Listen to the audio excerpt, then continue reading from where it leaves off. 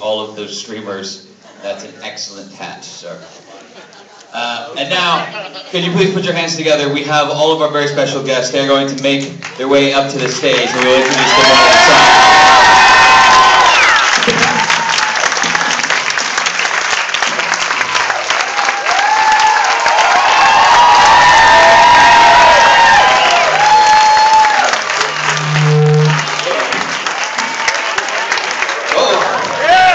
Say hello to Peter, you know him as Charlie.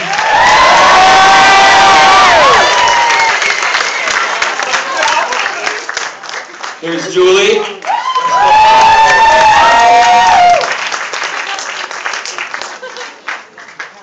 Paris, Mike TV. And Denise. Hi everybody, got them? Incredible!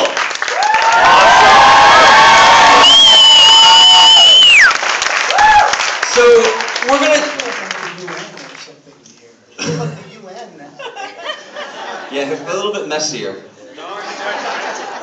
So we're gonna have them ask questions in a minute, but I wanted to start by asking you guys if you at all remember when you first met.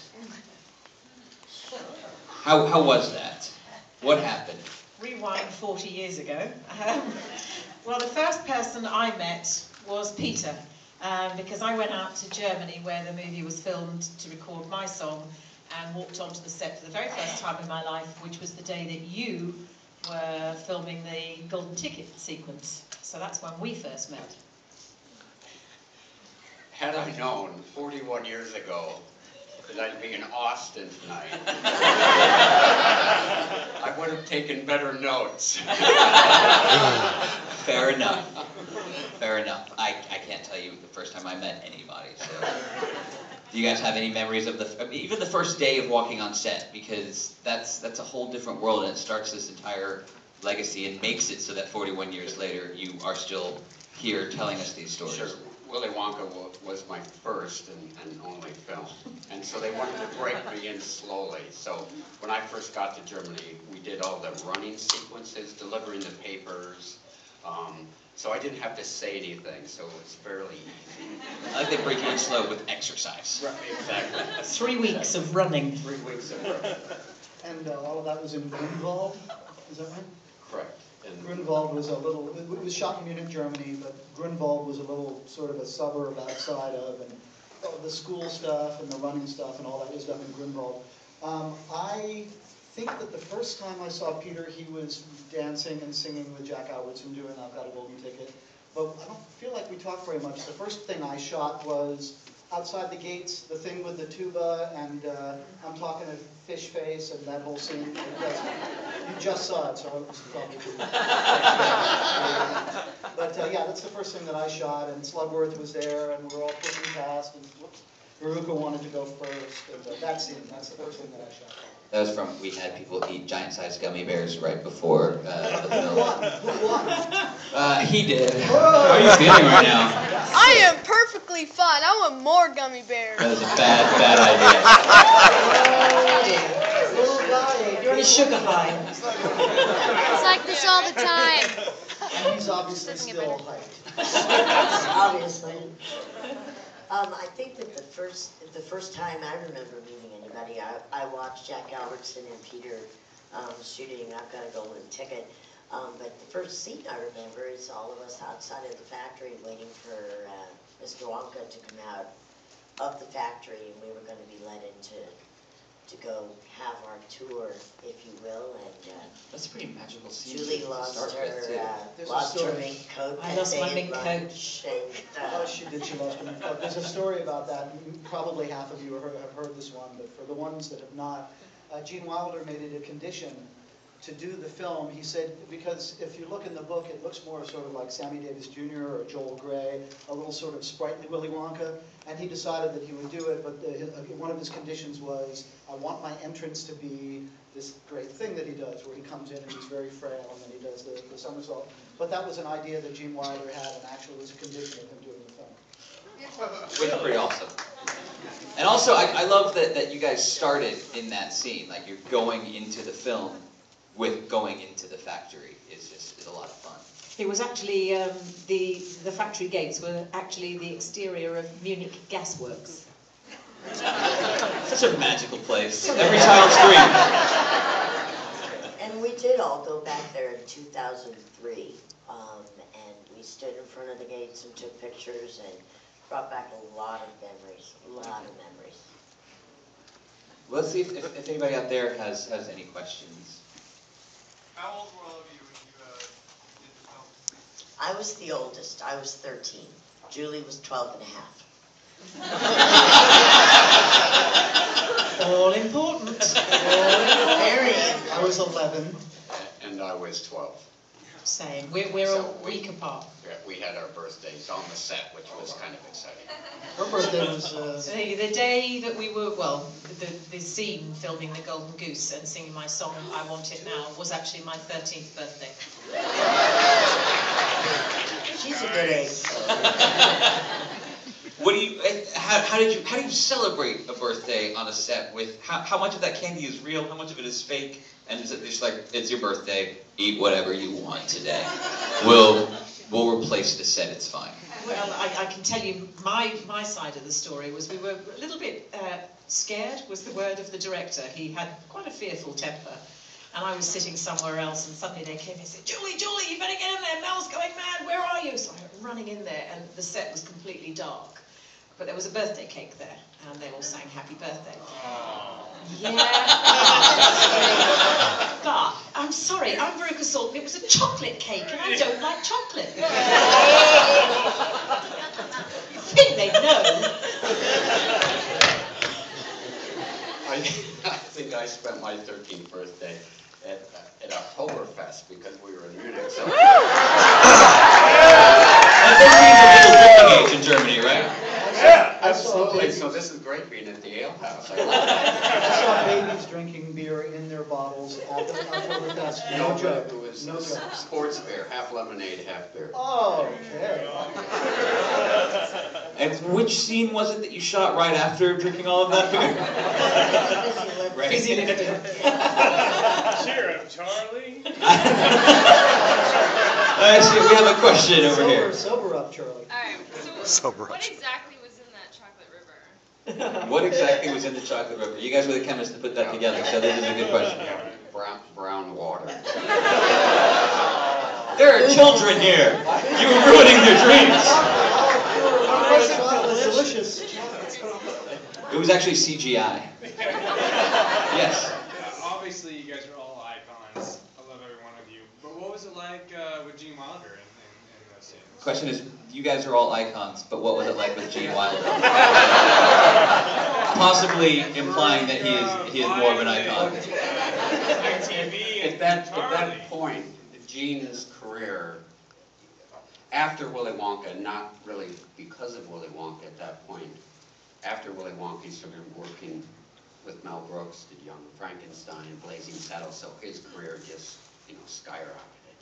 So at that point, he was successful, well known, but... Not really known to us. I mean, when you're 12, you're not kind of really aware of it. In fact, the film that I saw in New York on my way to Munich was Quacks Her Fortune Has a Cousin in the Bronx. Have any of you seen that?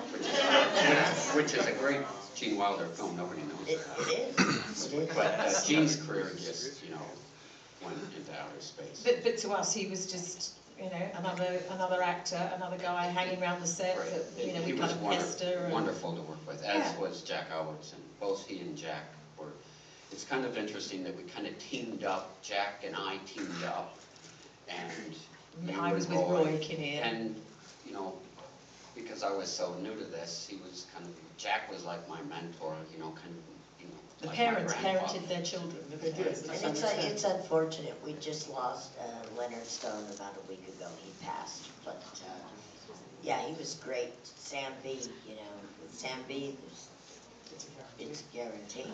I met with Dodo Denny. We were in Germany, so she called me Meine kleine Maus.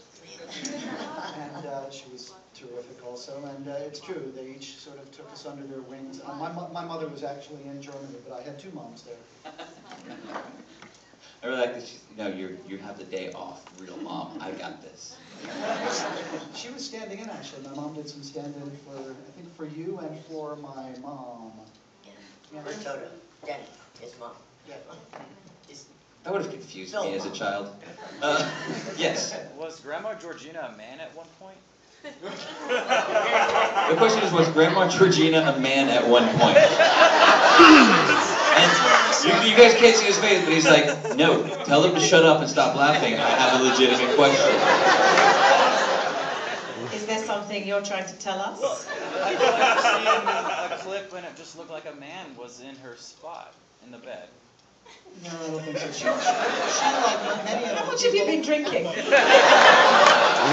of the people who don't have lines in the film are local Germans. And she was German, the rest of the grandparents were German. So German women look like men to you? Yeah, this was Munich. Wasn't there some sort of like swimmers was East German women and all that stuff? It's related. It's all related. Well, mystery solved. All the way to the back. Yeah, question for Peter. You mentioned it was your only feature film that you did. What happened after this film with regard to the entertainment? I went back to junior high school.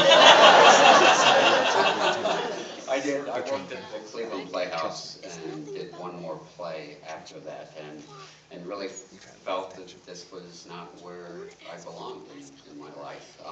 There was a point at the end of high school where there was an opportunity for me to re-enter the profession, and didn't get the part. I was auditioning for Equus on Broadway, and maybe if I'd gotten the role, I would have had a different career than what I have now. So A worse career. Who got that role? It's difficult, is it? People ask me, that question, and you can really count the child actors that have gone on to have successful careers as an adult. Ron Howard, they're just not. Just a few. Yeah, Jodie Foster. But they're far and few between.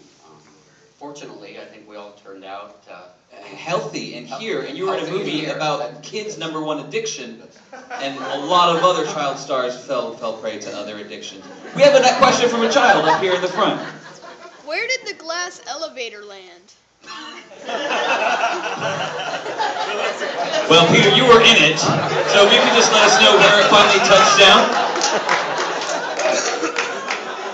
How did you get back to your junior high from that glass elevator? Again, no ruining children's dreams.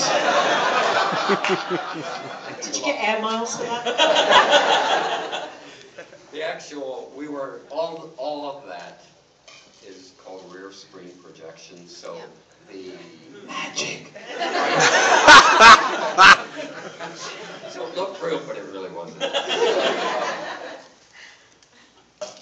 The elevator was actually a life-size model, which was on a stage such as this, with a screen behind us, with photography of going up in a helicopter and taking that scenery. So it looked like we were actually flying. Also, Well, as your character, when you were finding the motivation, where did you decide that it was going to land? West of Boston.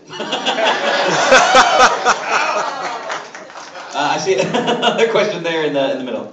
Yeah. I have two, if that's fair. Sorry. Hey, she's got two. I want another one. Yes! Where is Betsy and where do you all live now? I would not recommend giving her your address. To be fair. She might have more questions. I swear. Michael, who normally appears with us, was unable to make it. He's still in Munich, Germany, and he is an accountant. And I live in upstate New York, and I'm a veterinarian. I live in England, about 30 minutes outside London, and I'm a psychotherapist. Well, don't I feel silly? I'm in Manhattan. I'm right in the middle of Manhattan there, and And I've done a lot of different things. These days, I'm sort of in film production, in front of the camera, behind the camera, different things. I'm working on a show called Damages now. I'm what they call poor background on that show. So if you're looking in the back, I'm one of the lawyers that's sort of passing through there. So she's a psychotherapist and you're a lawyer. I play one. You're in Manhattan and you're a lawyer. Yeah. I live in Denver, and I'm a financial analyst for a rocket launching company. I have my own glass elevator. Yeah, so where does the elevator land then? It's somewhere way far away. You get a lot of money from it. Right here. Yeah. How did the casting process go for you guys? Like, how did you hear about it? How many, or do you know how many other children you were facing against? Like, What was the casting process like for you guys? I'll start. I was involved with the Children's Theater at the Clinton Playhouse, and because of the Children's Theater, the casting agency called the Playhouse and asked if they had anybody that they would recommend to play Charlie, and my name was given to them. And long story short, I was in the right place at the right time. I was at London Theatre School, and I don't know why, but they decided that the English accent was best suited to the brat. So they came to London to audition for girls, and I remember being called into the school hall. All the girls that were the right age, right height were just lined up, and it was kind of you, no, yes, no. And then being recalled and recalled and recalled until eventually there were two of us. So I wonder what happened to Deborah Carley. How did you out-rat her in that audition? Poked her eyes out. I'd like to answer this question, but I'm so distracted by these two. They're making out like really hard. They're... I probably don't have a good view of it, but I'm like right there. Sorry, The look on their face, by the way, isn't like, what are you talking about? It's, I know, I'm sorry. It's just, being around child stars really does it for us. We have balconies. We talked about this. You need to be up there. No one can see you. Thank you for putting a stop to that. There are children here. I was a child actor starting at 6. I was on Broadway and different things. So by the time I did Willy Wonka, I was 11, and I had a one-on-one with the director. And there weren't that many child actors in New York at that time. Jesus. Anyway, that's the short. I'm trying to get us sort of back on track. I know. I'm sorry. I'll just go down here.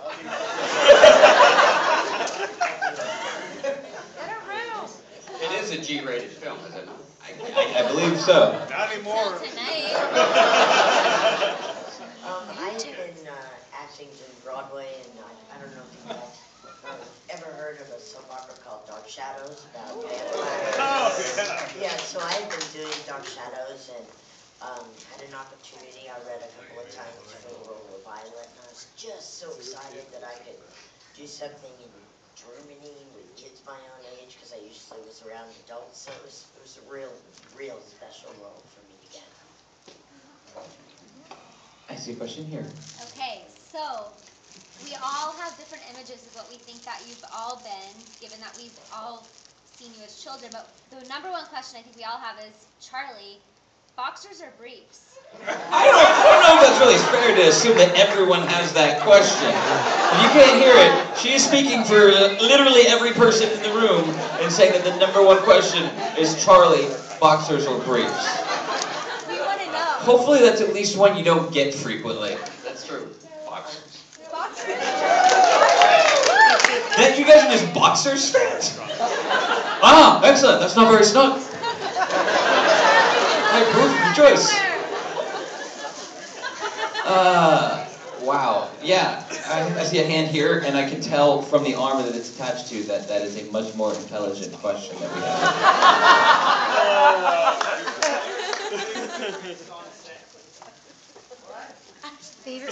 Favorite memories on set? Favorite memories on set? Probably seeing the chocolate room for the first time when Gene Wilder opened the door. It was magnificent, just breathtaking. Really was. So they didn't walk you through it? Before, like they just waited until the actual shot. They're like, "Here you go." That's amazing. Absolutely. And it was an entire building. I mean, you saw the river, the Montania, the waterfall. Everything was, it was like a little city. And I was very short then. Not that I've gotten any taller, but we were at the top of those stairs and viewing the whole thing. I mean, it truly doesn't capture what I remember in my memory at the top of those stairs. And none of us went into the room at all. Absolutely none of us went anywhere near No one had seen it. No, Julie. I'm Veruca. I go first. My favourite memories would be of things going wrong. As kids, it's always much more fun when things go wrong. I remember the boat getting stuck. That was quite fun. So we had to sit in the river and sort of more or less under the waterfall while they were all tearing their hair out, but we thought that was quite fun. Well, I did anyway. I sit there doing nothing for a couple of hours. I like the exploding gum sequence in the inventing room. They tied a little wire to my belt here and then yanked me into those copper pots and pans. And I did it and it was fun, and I wanted to do it again, but they said, no, we got it, it's all right, we got it. You should have messed up the performance on it. Just be like, wow! But we have to redo that. Could you please not do that, but wow again? That was my style. That was my style at the time. The thing was, as kids, when you enjoyed doing something, you say, oh, I want to do it again. It was like, nope, that's it, done it once. Yeah. I only ever got to fall down the trapdoor once. And Charlie? Well, I would have to say, on her birthday, Julie's song, that whole sequence was wonderful. Coming from somebody that can't sing, whoa, this person has a voice. So that was a great day. It was hard work for her, but it was impressive. Yeah. So, let's say about 10 years after the movie came out, you look a little different, you're older, and you're starting to date. At what point do you say, That's a good question. If you couldn't hear this, it's about 10 years after the movie came out. You're a little bit older, you're starting to look different. Apparently, you didn't start dating until you were 22 and 23. But the way you phrase it is, so you're starting to date. At what point in the evening do you confess? You don't. Especially not when they ask you to put on the little red dress.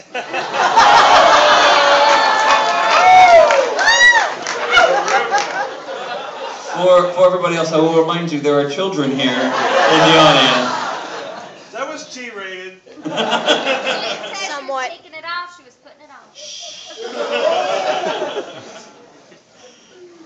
Peter?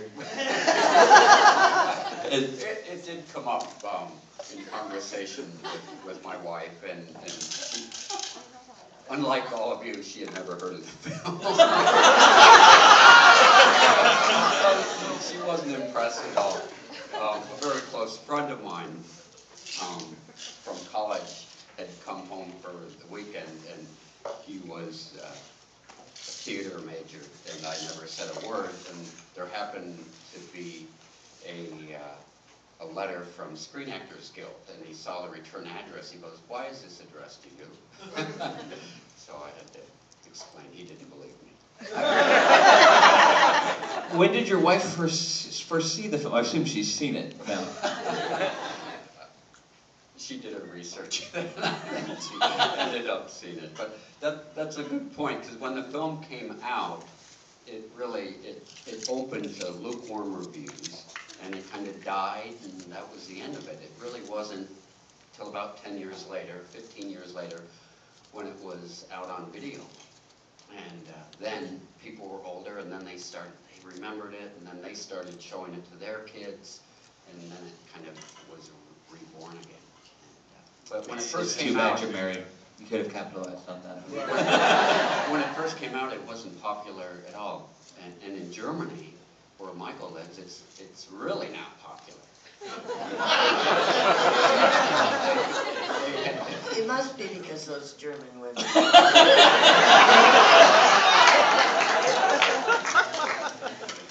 Paris? No, and what, they all look like men and they're running things? I mean, what is it about it?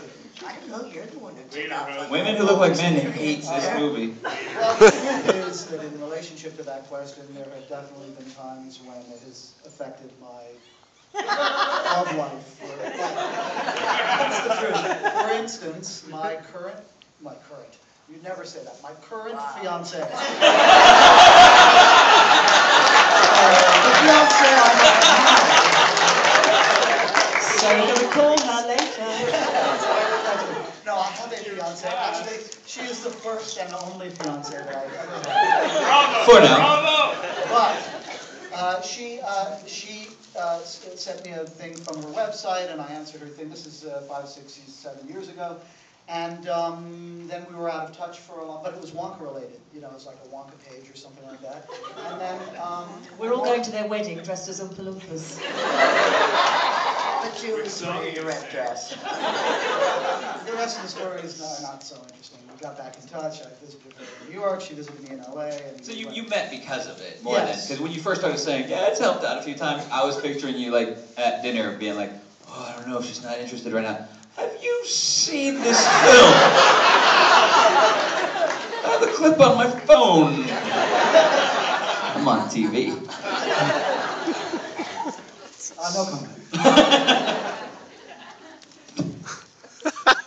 The look on your face is like you're remembering something awesome. Have you had to explain your role in the, I don't even want to talk about it. Well, you know, it's really quite an honor to be the world's most famous root. In addition to which, in regards to my love life, you know, turning blue and picking your nose certainly was not when I was 14, you know, but it is really cool because people will do one of two things when they find out I was in it. They'll either say, they'll smile, which is always great, or else they'll say, no way. And I'll say, look, if I was going to lie to you, I have a much better imagination. I was Demi Moore in striptease. I wasn't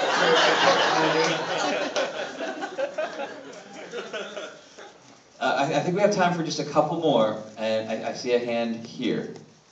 Julie, do you like the band Veruca Salt? I didn't know the band because they're not known in England, but I have on trips to the States, everybody kept saying that to me, what do you think of the band, what do you think of the band? So I was given the CD and yeah, I think they're good. It's an honour to have a band named after you, isn't it? I see one here. In the chocolate river room, all the stuff we're eating, what was that made of? The stuff you're eating in the chocolate river room, what is it made of? Do not say dirty water again. Well, that's the thing, you know, because if the kids are like this big, and then you lie to them, you just say, oh, it was all real. But I mean, Shame. do you want to know? Do you want to burst the bubble? Basically, if we ate it, it was real. A good example, you know, you guys did the gummy bear thing. She ate, Denise ate. that'd be me. She to my left. She to my left. That The ear famous was fruit. gummy. The ear was gummy. The rest was not. Those things used kicking, clearly balloons, right? What? I noticed that. What about I your noticed chocolate? Ears Oh. are just And burst. the tell. little wallpaper? Yeah, there's a little, you can see the No, little. just Really? it's like Yeah. wallpaper. No, they were like Getting literally, I wallpaper. was like, no, really. But the only thing that you do see somebody eat that wasn't edible was when Willy Wonka drinks from the daffodil cup and then takes a bite out of it at the end. And that wasn't edible. He then had to spit it out. It was made of wax. That's what I was thinking. Charlie ate a lot of chocolate in this film. And you would have thought that they would have had, really great chocolate from Germany. Our budget, Peter Paul Mounds bars, flown in from the United States, a little on the stale side. But it was real. The like disappointing awe from them, I can only imagine when you're like, seriously, I'm in a movie about a chocolate factory and I'm eating stale chocolate and I'm 12 is very, As very a child, I didn't like chocolate. I genuinely Right. didn't like chocolate. So it was like, what a movie to be in. Oh. But on the positive side, we were in Germany, the sets were unbelievable, Gene was so talented, and I'm just saying, I'm kind of not going for a laugh this time. It's, I mean, if you were going to be in a movie, that was the movie to be in as a kid for so many reasons. The script was so brilliant, and you know, on a serious note, we're very, very fortunate that that was the thing that we did. Very honored. I mean, look at, 40 years later, here we are. Here we are standing here talking talking about it, and everybody's still enjoying it generation after generation. So how cool is that? Yeah. I was saying that all of us in this room are very fortunate and honored that you guys took the time to come over here and talk to us. Thank you so much. Huge round of applause, everybody. Thank you guys so much. Again, they are unable to do any autographs or anything here, so please don't ask. They are going to be at the convention again tomorrow, beginning at 10 a.m. At 10 a.m. they will be at the Wizard World Convention and Sunday as well. So come on down. You can meet them more there. Have a wonderful night. We will see you next time. Thank you guys.